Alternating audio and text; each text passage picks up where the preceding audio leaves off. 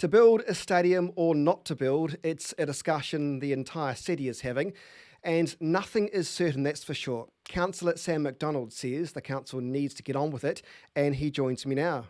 Hello to you, nice to see you. Hi, Chris. You're known to be outspoken, particularly when it comes to demands on the council to live within its means. So, why is a stadium any different?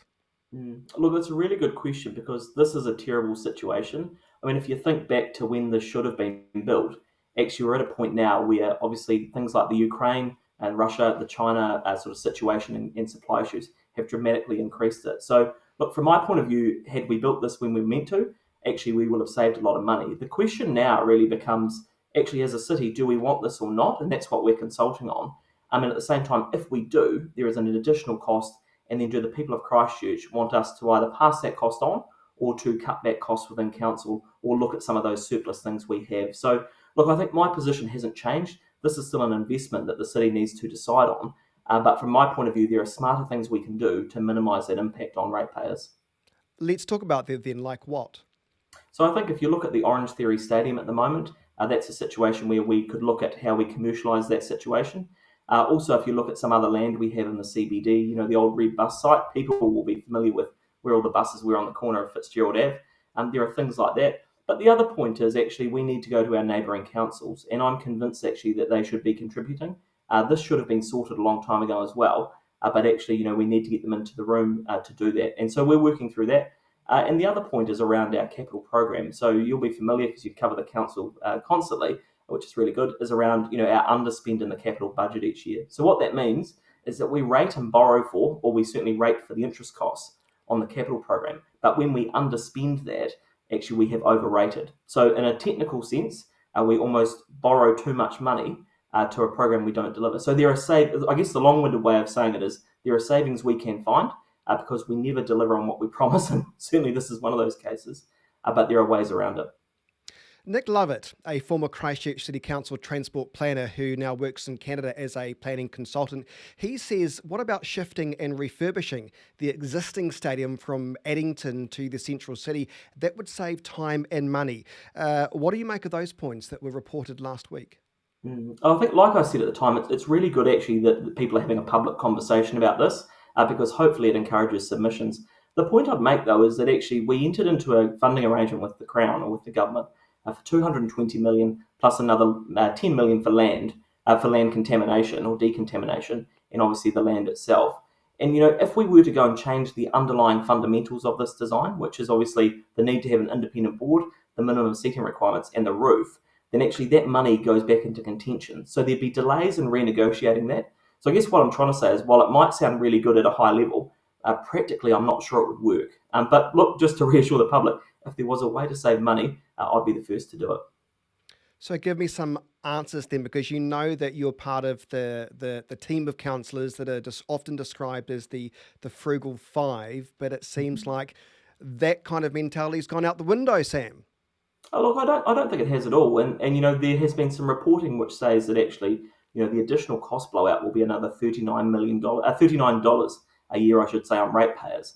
But actually, if you look at it, that doesn't take into account the Orange Theory land, that doesn't take into account the Red Bus land, or actually it doesn't talk about talking to our neighbouring councils. My view is that if the neighbouring councils don't contribute, then we need to look at a mechanism through the operator of the stadium that says actually how do we recover that cost. So I guess the point I'm trying to make is that, yeah, absolutely, we are frugal. We want money spent well. But in a situation like this, what do we do, Chris? Do we literally stop this altogether or do we proceed? And obviously we're consulting on that now. What I don't want to have as a city is another 10 years of indecision. I think people have suffered enough, and all we will see is escalating costs for a product that will diminish in size. So I'm just not yet convinced, and I'm happy to go through the public consultation to see where it lands, but I'm not yet convinced that on an investment decision basis, that actually deferring this for another 10 years or stopping it altogether is the right thing to do. I'll go into it with an open mind, but I guess the point I'm trying to make is that actually it's not just as simple as dropping the size of it, because even on the council's numbers now, if we were to drop the size of it back to the original budget, we would be in breach of the funding agreement with the government, which means that we could potentially lose out on the 220 million and the land. So there would be further delays by that. So look, I completely get the point that actually, and people might like me will be criticised for wanting to save money and charge ratepayers less. What I'm saying is that there are other avenues we can explore to minimise that impact on the ratepayers. Okay, Phil Major, a fan of yours and vice versa, he has come out and said, what about some of the cycleway money being redirected towards the stadium? But his critics will probably argue that at least cycleways are used every day by members of the public, whereas, to be fair, a stadium won't be. What do you make of those comments? Yeah, so I think the point Phil was trying to make, and again, I work really close with Phil. I think he'll be a great mayor come October. I think what the point he was trying to make was actually that we need to spend money wisely. So what he said, and I think it's probably been misreported in a sense, was that actually if we could do a job for $500,000 instead of 3.5 for a small piece of cycleway, then why wouldn't we do it? That money doesn't necessarily need to go into the stadium. In fact, I think he's probably shocked to think that people think that's all he wants to do. But actually, it's about delivering value for products right across the city. This stadium is a really good example of that. Don't get me wrong. If we could build this for less, we certainly would. And that's the mentality we're trying to apply to other projects right across the city. How much more do you think rates will go up as a result of building the stadium if it gets the green light?